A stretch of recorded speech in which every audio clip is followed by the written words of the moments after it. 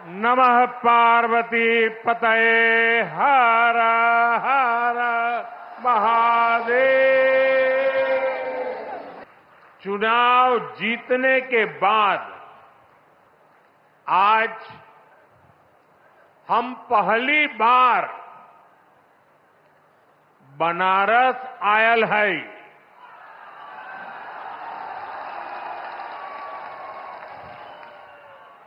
काशी के जनता जनार्दन के हमार प्रणाम।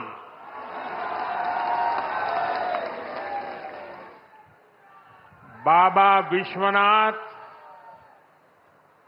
और मां गंगा के आशीर्वाद से काशी वासियों के असीम स्नेह से मुझे तीसरी बार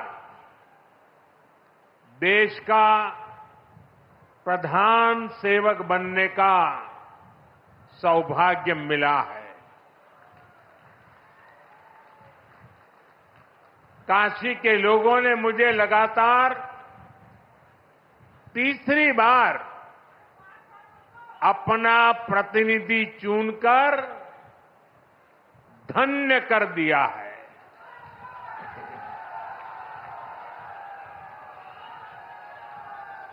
अब तो मां गंगा ने भी जैसे मुझे गोद ले लिया है, मैं यहीं का हो गया हूं। इतनी गर्मी के बावजूद आप सभी यहां बड़ी संख्या में आशीर्वाद देने आए और आपकी ये तपस्या देख करके सूर्य देवता भी थोड़ा ठंडक बरसाने लग गया। मैं आपका आभारी हूं, मैं आपका ऋणी हूं। साथियों, भारत में 18वीं लोकसभा के लिए हुआ ये चुनाव भारत के लोकतंत्र की विशालता को, भारत के लोकतंत्र के सामर्थ्य को, भारत के लोकतंत्र की व्यापकता को, भारत के लोकतंत्र की जड़ों की गहराई को दुनिया के सामने पूरे सामर्थ्य के साथ प्रस्तुत करता है। इस चुनाव में देश के 64 करोड़ से ज्यादा लोगों ने मतदान किया है। पूरी दुनिया में इससे बड़ा चुनाव कहीं और नहीं होता है, जहां इतनी बड़ी संख्या में लोग वोटिंग में हिस्सा लेते हैं। अभी मैं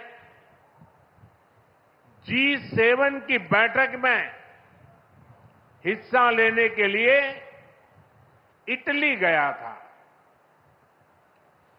G7 के सारे देशों के सारे मतदाताओं को मिला दे तो भी भारत के वोटर्स की संख्या उनसे 1.5 गुना ज्यादा है। यूरोप के तमाम देशों को जोड़ दें, यूरोपियन यूनियन के सारे मतदाताओं को जोड़ दें तो भी भारत के वोटर्स की संख्या उनसे 2.5 गुना ज्यादा है। इस चुनाव में 31 करोड़ से ज्यादा महिलाओं ने हिस्सा लिया है। ये एक देश में महिला वोटर्स की संख्या के हिसाब से पूरी दुनिया में सबसे ज्यादा है। ये संख्या अमेरिका की पूरी आबादी के आसपास है। भारत के लोकतंत्र की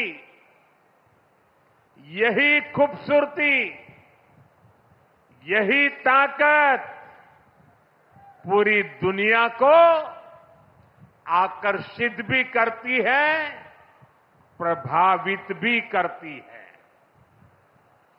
मैं बनारस के हर मतदाता का भी लोकतंत्र के एक उत्सव को सफल बनाने के लिए आभार व्यक्त करता हूं। ये बनारस के लोगों के लिए भी गर्व की बात है। काशी के लोगों ने तो सिर्फ एमपी नहीं, बल्कि तीसरी बार पीएम भी चुना है। इसलिए आप लोगों को तो डबल बधाई। साथियों, इस चुनाव में देश के लोगों ने जो जनादेश दिया है वो वाकई अभूतपूर्व है। इस जनादेश ने एक नया इतिहास रचा है। दुनिया के लोकतांत्रिक देशों में ऐसा बहुत कम ही देखा गया है कि कोई चुनी हुई सरकार लगातार तीसरी बार वापसी करे। लेकिन इस बार भारत की जनता ने ये भी करके दिखाया है। ऐसा भारत में 60 साल पहले हुआ था। तब से भारत में किसी सरकार ने इस तरह हैट्रिक नहीं लगाई थी। आपने ये सौभाग्य हमें दिया, अपने सेवक मोदी को दिया। भारत जैसे देश में जहां युवा आकांक्षा इतनी बड़ी है, जहां जनता के अथाह सपने हैं, वहां लोग अगर किसी सरकार को 10 साल के काम के बाद फिर सेवा का अवसर देते हैं तो ये बहुत बड़ी विक्ट्री है, बहुत बड़ा विजय है और बहुत बड़ा विश्वास है। आपका ये विश्वास मेरी बहुत बड़ी पूंजी है। आपका ये विश्वास मुझे लगातार आपकी सेवा के लिए देश को नई ऊंचाई पर पहुंचाने के लिए कड़ी मेहनत करने की प्रेरणा देता है। मैं दिन रात ऐसे ही मेहनत करूंगा आपके सपनों को पूरा करने के लिए, आपके संकल्पों को पूरा करने के लिए मैं हर प्रयास करूंगा। साथियों, मैंने किसान, नौजवान, नारी शक्ति और गरीब, इन्हें विकसित भारत का मजबूत स्तंभ माना है। अपने तीसरे कार्यकाल की शुरुआत मैंने इन्हीं के सशक्तिकरण से की है। सरकार बनते ही सबसे पहला फैसला किसान और गरीब परिवारों से जुड़ा फैसला लिया गया है।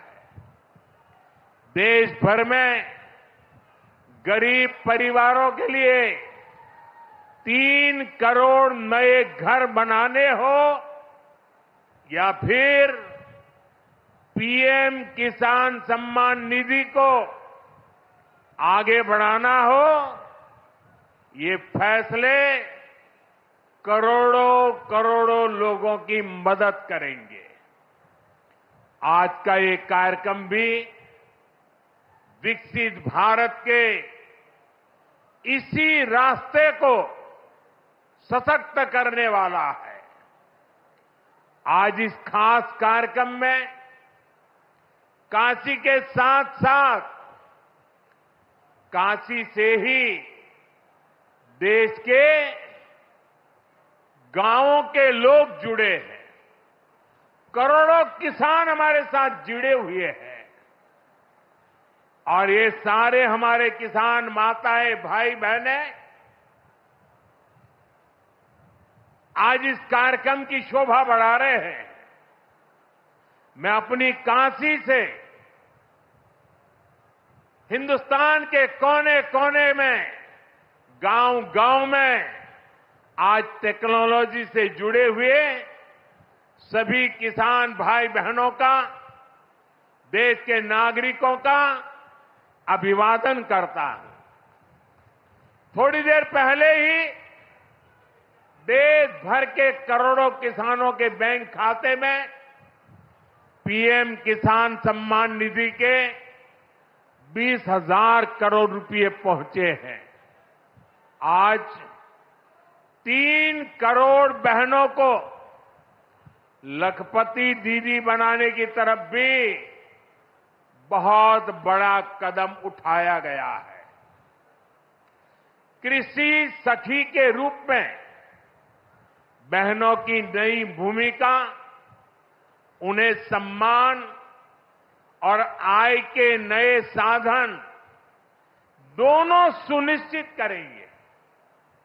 मैं अपने सभी किसान परिवारों को, माताओं बहनों को बहुत बहुत शुभकामनाएं देता हूं। साथियों, पीएम किसान सम्मान निधि आज दुनिया की सबसे बड़ी डायरेक्ट बेनिफिट ट्रांसफर स्कीम बन चुका है। अभी तक देश के करोड़ों किसान परिवारों के बैंक खाते में 3.25 लाख करोड़ रुपए जमा हो चुके हैं। यहां वाराणसी जिले के किसानों के खाते में भी 700 करोड़ रुपए जमा हुए हैं। मुझे खुशी है कि पीएम किसान सम्मान निधि में सही लाभार्थी तक लाभ पहुंचाने के लिए टेक्नोलॉजी का बेहतर इस्तेमाल हुआ है। कुछ महीने पहले ही विकसित भारत संकल्प यात्रा के दौरान भी 1 करोड़ से अधिक किसान इस योजना से जुड़े हैं। सरकार ने पीएम किसान सम्मान निधि का लाभ पाने के लिए कई नियमों को भी सरल किया है। जब सही नीयत होती है, सेवा की भावना होती है, तो ऐसे ही तेजी से किसान हित के, जनहित के काम होता है। भाई और बहनों, 21वीं सदी के भारत को दुनिया की तीसरी बड़ी आर्थिक ताकत बनाने में पूरी कृषि व्यवस्था की बड़ी भूमिका है। हमें वैश्विक रूप से सोचना होगा, ग्लोबल मार्केट को ध्यान में रखना होगा।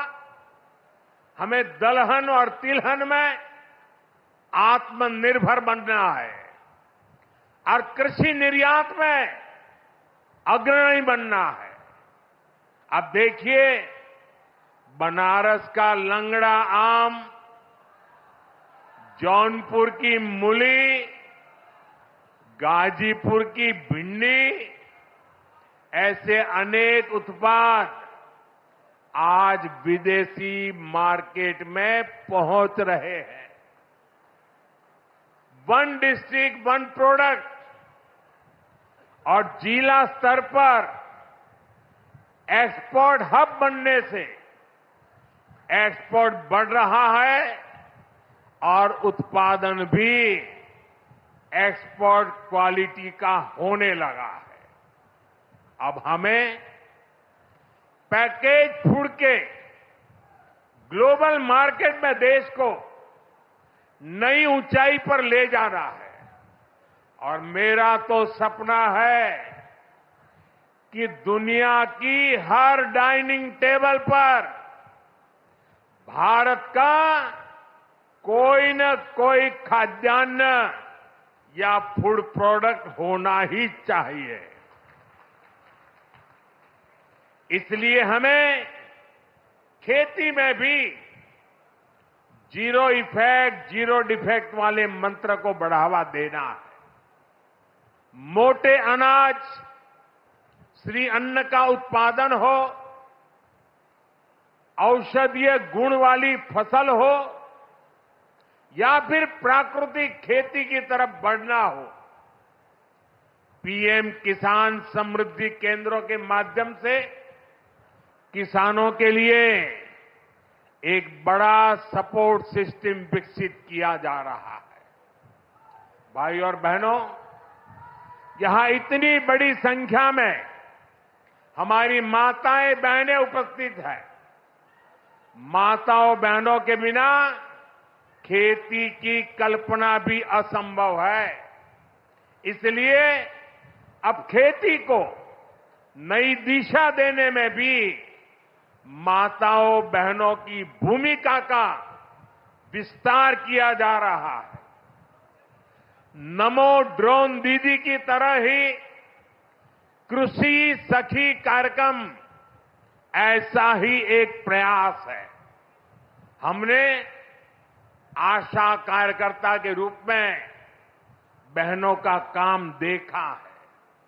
हमने बैंक सखियों के रूप में डिजिटल इंडिया बनाने में बहनों की भूमिका देखी है। अब हम कृषि सखी के रूप में खेती को नई ताकत मिलते हुए देखेंगे। आज 30,000 से अधिक सहायता समूहों को कृषि सखी के रूप में प्रमाण पत्र दिए गए हैं। अभी 12 राज्यों में ये योजना शुरू हुई है। आने वाले समय में पूरे देश में हजारों समूहों को इससे जोड़ा जाएगा। ये अभियान 3 करोड़ लखपति दीदियां बनाने में भी मदद करेगा। भाई और बहनों, पिछले 10 वर्षों में काशी के किसानों के लिए केंद्र सरकार ने और राज्य सरकार ने, पिछले 7 साल से राज्य सरकार को मौका मिला है, पूरे समर्पण भाव से काम किया है। काशी में बनास डेयरी संकुल की स्थापना हो, किसानों के लिए बना पेरिसेबल कार्गो सेंटर हो, विभिन्न कृषि शिक्षा एवं अनुसंधान केंद्र हो या इंटीग्रेटेड पैक हाउस हो, आज इन सब के कारण काशी और पूर्वांचल के किसान बहुत मजबूत हुए हैं, उनकी कमाई बढ़ी है। बनास डेयरी ने तो बनारस और आसपास के किसानों और पशुपालकों का भाग्य बदलने का काम किया है। आज ये डेयरी हर रोज करीब 3 लाख लीटर दूध जमा कर रही है। अकेले बनारस के ही 14,000 से ज्यादा पशुपालक, ये हमारे परिवार इस डेयरी के रजिस्टर्ड हो चुके हैं। अब बनास डेयरी अगले 1-1.5 साल में काशी के ही 16,000 और पशुपालकों को अपने साथ जोड़ने जा रही है। बनास डेयरी आने के बाद बनारस के अनेकों दूध उत्पादकों की कमाई में भी 5 लाख रुपए तक की वृद्धि हुई है। हर साल किसानों को बोनस भी दिया जा रहा है। पिछले साल भी 100 करोड़ रुपए से ज्यादा का बोनस पशुपालकों के बैंक खाते में भेजा गया था। बनास डेयरी अच्छी नस्ल की गीर और साहिवाल गायों को भी किसानों को दे रही है।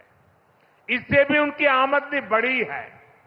साथियों, बनारस में मछली पालकों की आय बढ़ाने के लिए भी हमारी सरकार लगातार काम कर रही है। पीएम मत्स्य संपदा योजना से सैकड़ों किसानों को लाभ हो रहा है। उन्हें अब किसान क्रेडिट कार्ड की भी सुविधा मिल रही है। यहां पास में चंदौली में करीब 70 करोड़ की लागत से आधुनिक फिश मार्केट का निर्माण भी किया जा रहा है। इससे भी बनारस के मछली पालन से जुड़े किसानों को मदद मिलेगी। साथियों, मुझे खुशी है कि पीएम सूर्यघर मुफ्त बिजली योजना को भी बनारस में जबरदस्त सफलता मिल रही है। यहां के करीब 40,000 लोग इस योजना के तहत रजिस्टर हुए हैं। बनारस के 2100 से ज्यादा घरों में सोलर पैनल लग चुका है। अभी 3000 से ज्यादा घरों में सोलर पैनल लगाने का काम चल रहा है। जो घर पीएम सूर्यघर मुफ्त बिजली योजना से जुड़े हैं, उनमें से ज्यादातर को डबल फायदा हुआ है। उनका बिजली बिल तो जीरो हो ही गया है, 2-3 हजार रुपये की कमाई भी होने लगी है। साथियों, बीते 10 सालों में बनारस शहर और आसपास के गांवों में कनेक्टिविटी का जो काम हुआ है, उससे भी बहुत मदद हुई है। आज काशी में देश के सबसे पहले सिटी रोपवे प्रोजेक्ट का काम अपने आखिरी पड़ाव तक पहुंच रहा है। गाजीपुर, आजमगढ़ और जौनपुर के रास्तों को जोड़ती रिंग रोड विकास का रास्ता बन गई है। फुलवरिया और चौका घाट के फ्लाईओवर बनने से जाम से जूझने वाले बनारस के आप लोगों को बहुत राहत हुई है। काशी, बनारस और कैंट रेलवे स्टेशन अब एक नए रूप में पर्यटकों और बनारसी लोगों का स्वागत कर रहे हैं। बाबतपुर एयरपोर्ट का नया रूप न सिर्फ यातायात बल्कि व्यापार को भी सहूलियत दे रहा है। गंगा घाटों पर होता विकास, बीएचयू में बनती नई स्वास्थ्य सुविधाएं, शहर के कूड़ों का नवीन रूप और वाराणसी में जगह जगह विकसित होती नई व्यवस्था काशी वासियों को गौरव की अनुभूति कराती है। काशी में स्पोर्ट्स को लेकर जो काम हो रहा है, नए स्टेडियम का जो काम हो रहा है, वो भी युवाओं के लिए नए मौके बना रहा है। साथियों, हमारी काशी संस्कृति की राजधानी रही है। हमारी काशी ज्ञान की राजधानी रही है। हमारी काशी सर्व विद्या की राजधानी रही है। लेकिन इन सबके साथ साथ काशी एक ऐसी नगरी बनी है जिसने सारी दुनिया को ये दिखाया है कि हेरिटेज सिटी भी अर्बन डेवलपमेंट का नया अध्याय लिख सकती है। विकास भी और विरासत भी का मंत्र काशी में हर तरफ दिखाई देता है। और इस विकास से सिर्फ काशी का लाभ नहीं हो रहा, पूरे पूर्वांचल के जो परिवार काशी में अपने कामकाज और जरूरतों के लिए आते हैं, उन सभी को भी इन सारे कामों से बहुत मदद मिलती है। साथियों, बाबा विश्वनाथ की कृपा से काशी के विकास की ये नई गाथा अनवरत चलती रहेगी। मैं एक बार फिर देश भर से जुड़े सभी किसानों साथियों का, सभी किसान भाई बहनों का हृदय से अभिवादन करता हूं, बधाई देता हूं। काशीवासियों का भी मैं फिर से हृदय से आभार व्यक्त करता हूं। नमः पार्वती पतये हर हर महादेव।